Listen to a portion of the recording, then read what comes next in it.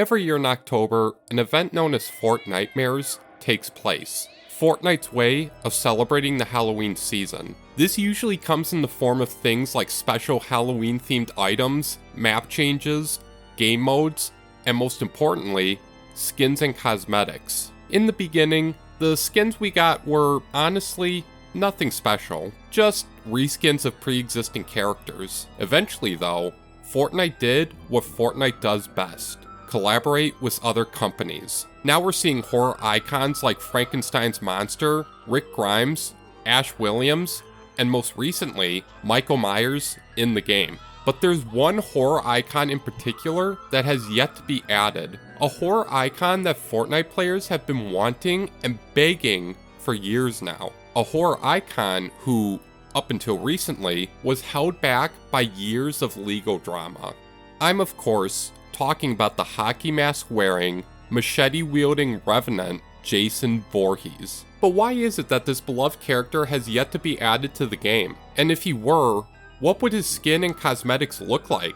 Well, my dear viewers, that's exactly what I intend to discuss in today's video. Before I share my collaboration concepts with you, however, I'm going to be going over the history of Jason's home franchise, as well as the legal battle that prevented him from appearing in films and games for so many years. Trust me guys, it's vital that I do so. But, if you don't want to listen to the history lesson, I'll leave timestamps in the description so you can just skip ahead to the concept portion of this video. Before we begin, it would mean a ton to me if you subscribed. I'm currently trying to reach 10k subs by the end of the year, and as you can clearly see, I'm getting pretty close to that goal. Your support would mean the world to me. But with that being said, it's about time we got this video rolling. Starting off with a brief history of the Friday the 13th franchise.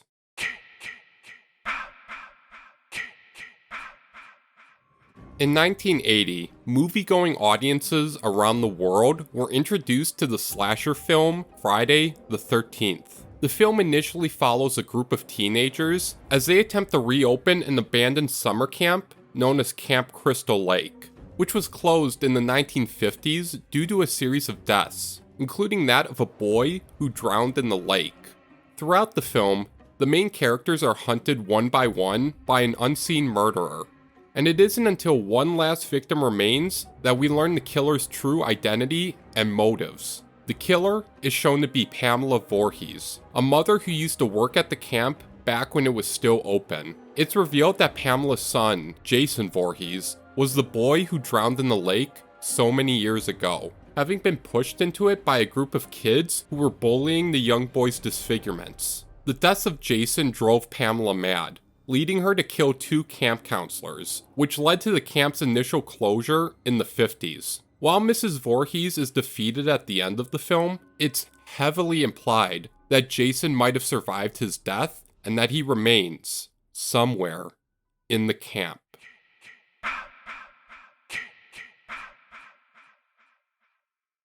And survive he did, as after the film was released to massive financial success, a sequel starring Jason Voorhees as the killer was released only a year later. Though, as you can clearly see, the character is completely unrecognizable from his modern-day appearance. It wasn't until 2 years later, with the release of Friday the 13th Part 3, did Jason finally obtain his iconic hockey mask, forever etching himself into the history of horror. From there, more and more Friday the 13th films would continue to be released. And boy, let me tell ya, things got pretty wacky. In one of them, the character traveled all the way to New York. In another, he fought a telekinetic teenager. In another one, he went to space for some reason. I don't know. Hell, Jason even fought fellow slasher villain Freddy Krueger at one point. Now, if you're wondering why I'm giving you this Friday the 13th history lesson, it's because I really want to nail home the idea that at one point in time, it seemed as if the Friday the 13th franchise, much like Jason himself, was unstoppable. There might not have been any new movies being made after 2009, but that doesn't mean the franchise had been put on ice. Jason Voorhees was still pretty relevant in the public eye, with the character being featured in 2015's Mortal Kombat X as a playable fighter, and a few years later, we were treated to Friday the 13th, the video game, an asymmetrical horror game in which camp counselors have to escape Jason's wrath. Like I said, we may not have been getting any new Friday the 13th movies, but at the very least, we were getting Friday the 13th content. That all changed when the lawsuit nation attacked.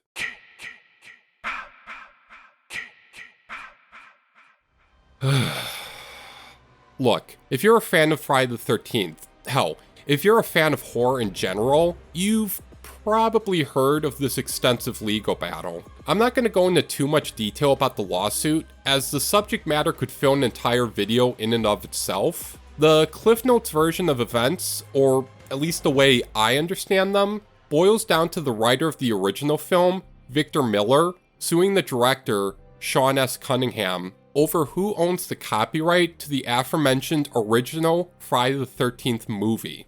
During the time this lawsuit took place, absolutely no new Friday the 13th media could be created, and any projects that were already in the works, like the Friday the 13th video game, had to be shut down. Yeah, needless to say, it was not a good time to be a Friday the 13th fan. But just when you thought things couldn't get any messier, they did. From what I could gather, Victor Miller emerged victorious from the lawsuit, but apparently he only obtained the rights to ideas and concepts created for the original Friday the 13th film. This includes things like Camp Crystal Lake, Jason being a disfigured boy, as well as Pamela Voorhees. Everything created for the franchise after the first film, such as Jason being an adult and wearing his iconic hockey mask, are owned by Horror Incorporated, the original Friday the 13th copyright holders. Or something like that? Look, this legal is really confusing, so if I get something wrong, please let me know in the comments. This is all to say that if a new Friday the 13th film were to ever be envisioned, it would be a legal nightmare to actually create. And for a while, that's where Jason's story ended. That was until May of this year. On May 16th, 2024, a monumentous announcement was made regarding the Friday the 13th franchise, and it came in the form of a new initiative known as the Jason Universe, described as, quote, a multi-platform expansion plan for entertainment, games, immersive experiences, merchandise, and more related to the Friday the 13th franchise. It seems as if Victor Miller and Horror Incorporated finally reached some sort of agreement to bring the hockey mask wearing killer back into the limelight. And just to show you that they weren't messing around with this new initiative, it was immediately announced that Jason would be appearing in the then upcoming crossover fighting game, Multiverses. So, my first thought upon hearing the news of the Jason universe was, oh my god, we are so fucking back. My second thought was, oh, we're totally getting Jason in Fortnite, aren't we? And, well, lo and behold, if you were to go to the official Jason Universe Twitter account and look at who they're following, you'd see the official Fortnite account. Now, while this might not be definitive proof that Jason is on his way to Fortnite, I'm inclined to believe it is a sign of things to come. The whole purpose of the Jason universe is to include the slasher villain in as many forms of entertainment as possible, and they'd be stupid not to put him in one of the biggest games on the planet. I know that's not really a rebuttal, but, well, you know. So, we know that Jason is probably on his way to Fortnite. The only question that remains is, what would his skin/cosmetics be?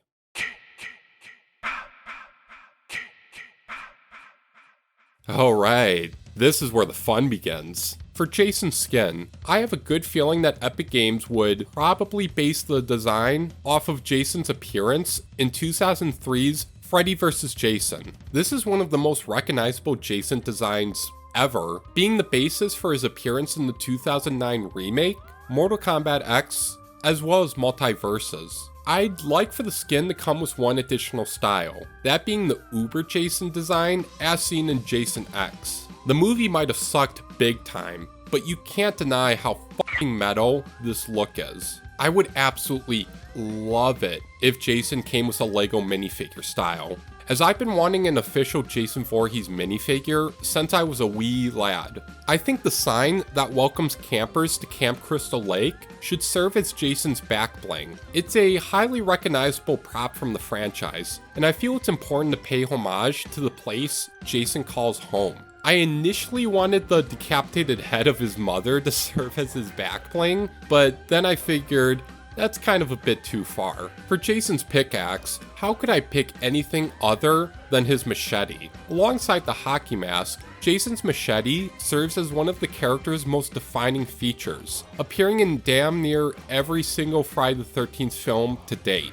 Much like Jason's skin, I'd want the machete to be based on the one seen in Freddy vs. Jason, given its unique sword-like proportions. Maybe it could also come with a Jason X inspired alternate style, but I'm not really sure if Epic would do that. Yeah, I don't know. Jason's machete would use the single-wield animation, much like Michael Myers' knife. Now, I knew going into this video that I wanted Jason to come with a special Friday the 13th themed emote. While I had several ideas in mind for what it could be, I ultimately ended up on this one. Known as the Lil Canoe, this traversable emote would feature the player jumping inside a shrunken down canoe, resembling the one seen at the end of the original Friday the 13th film. Much like the character Alice in this scene, the player would have their arm resting over the side of the canoe, absent-mindedly splashing at the water. This emote would, ideally, come with a Lego style. Every single one of these items would be part of the Friday the 13th set.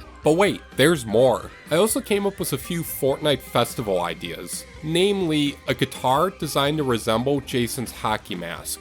The design takes inspirations from the Super Shredder guitar that's already in the game. Alongside the guitar, the song He's Back, The Man Behind the Mask by Alice Cooper would be added in as a jam track.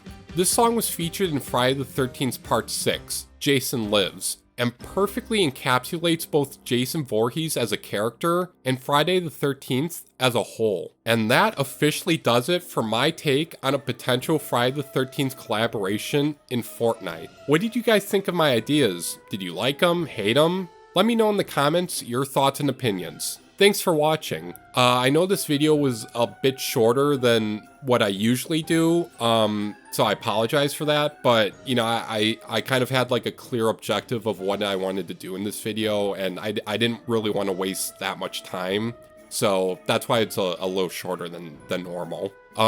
But if you like this video and want to see more Fortnite / crossover based content in the future, be sure to subscribe and hit the bell. Check out my socials, including my Discord server, and be sure to use my creator code the next time you check out at the item shop. With that being said, that's going to do it for me. So until next time, I'll see ya in the next one.